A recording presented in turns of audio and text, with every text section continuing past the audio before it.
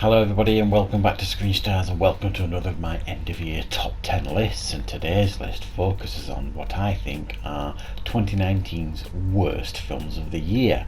Now this isn't going to be your typical top 10 worst films of the year list because many other channels will focus on a lot of the main cinema releases. So many of the films that you saw my most disappointing films of the year will probably be on most people's worst films of the year. Now on this channel I don't just review cinema releases, I review low budget films, streaming films, all that kind of stuff. So a lot of the films on my worst films of the year come from those kind of films that I will watch and review on this channel. So many of these films on this list you might not have heard of, but trust me, even if you haven't heard of them, you must certainly avoid them because they are pretty damn terrible. So thanks for your support this year everybody, I hope you enjoy this list. So as usual, there are some films that don't just quite make the top 10, but all of these films should certainly be avoided because they aren't very good at all. And the first one being Escape Plan 3. The newest sequel to the film that didn't need a sequel in the first place. Escape Plan 2 was terrible. Escape Plan 3 is also suitably terrible, so avoid it. The next one is unfortunately a Brian De Palma film called Domino that is really dull and uninspired and definitely should be avoided, and it is a bit of a shame to see how far this director has fallen. And the last one is a weird sci-fi film with Matthew McConaughey called Serenity that is just terrible. So coming in at number 10 is another Sylvester Stallone film called Backtrace. Now this film came out much earlier in the year and it focuses on Matthew Modine's character, who did a robbery some years previously but has now got amnesia, and he is given an experimental memory drug by some criminals to try and help him remember where he stashed the goods from this robbery. Sylvester Stallone plays the police detective on the trail of these criminals and Matthew Modine. It's just a really dull and uninspiring action thriller with really terrible action set pieces and uninspired performances by everybody, and it's just really poor. Coming in at number 9 is a film called Clown. Now this technically is one of the worst films on this list. The only reason it's not higher is because, to be honest, I didn't expect this to be good, and it certainly isn't. It's about these kids that go to this kind of abandoned town and they end up being stalked by this killer clown. It's not scary, it's not funny, it's not even accidentally scary or funny. It's terribly made, shoestring budget stuff. And it's just a really bad watch, and I know clowns are popular again now after the 8 films, but please don't be tricked into watching this one because you will not enjoy it. Coming in at number 8 is a horror anthology film called Return to Horror Hotel. Now I'm a fan personally of horror anthology films. When they're done right they can be really entertaining. Unfortunately this one wasn't done right in any way, shape or form. Very low budget. The stories aren't fun, the stories aren't scary, the effects are shockingly bad throughout, and exactly what you would expect from a low budget horror anthology film this. It doesn't offer any surprises and it's a very dull watch. Coming in at number 7 is another horror film called Clickbait.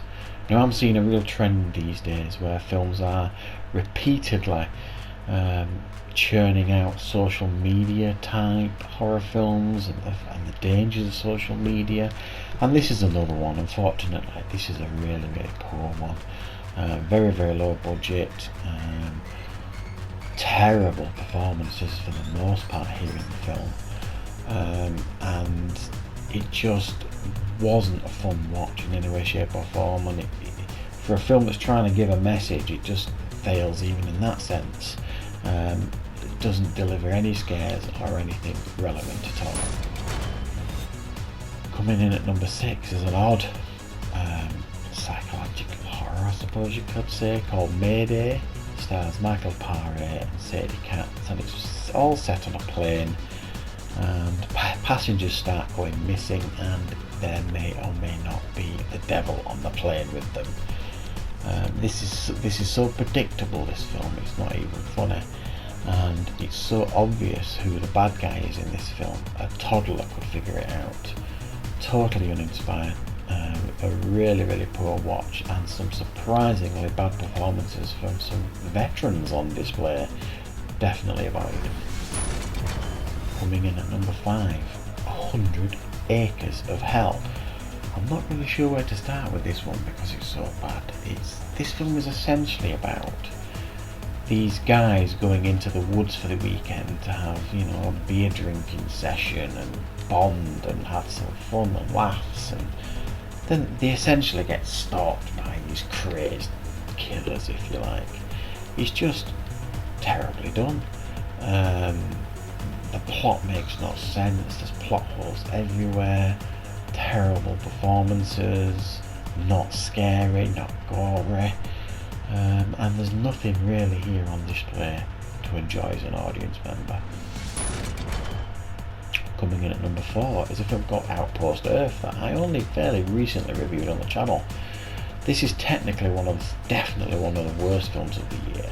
The only reason this actually didn't make my number 1 is because there's an undeniable charm about the film and some chemistry between some of the actors on display. But easily the worst effects I've seen in a film for quite a few years. I mean, stop motion effects from the 1950s we get on display here, and it's a sci-fi alien invasion type film with the human race fighting back in an uninspired way, but it is not good at all. Coming in at number 3 is The Poison Rose, another poor year for John Travolta, unfortunately, and this is a film that tries to be one of those film noirs, thrillers, and it focuses on John Travolta's character, who is like a detective, and he goes to Southern America to investigate. To be honest, I've forgotten a lot of the plot because it's just so terrible is this film. It's full of actors who just phone in performances, including Morgan Freeman and Famke Janssen. You really won't believe how bad this film is until you watch it, and John Travolta really needs to start getting some hits. Coming in at number 2 is a film called Welcome to Acapulco, a film that tries desperately to be an action comedy, but fails miserably on every single level. The main problem with this film is its lead. The most annoying, frustrating lead I've seen in a film forever. It's one of those where he does the narration as well, does the voiceover, and he's the most annoying character I think I've seen in a film for years and years, and it really makes it very hard to watch this film. The action's poor too, and the comedy misses by a mile. And number 1 for me, my least favourite film of the year, for a lot of reasons, even though it might not have been my lowest scoring film of the year, is The Fanatic with John Travolta. This is such a massive misfire on so many levels. John Travolta's performance is awful. To say he's playing someone clearly who has some form of learning disability, it is cliched, it is cringeworthy. There's nothing to like about this film. It's a complete and utter misfire on every single level, and you won't believe how bad it is until you watch it. So there you go, everybody. Those are my top 10 worst films of the year. Every single one of these films on this list should be avoided.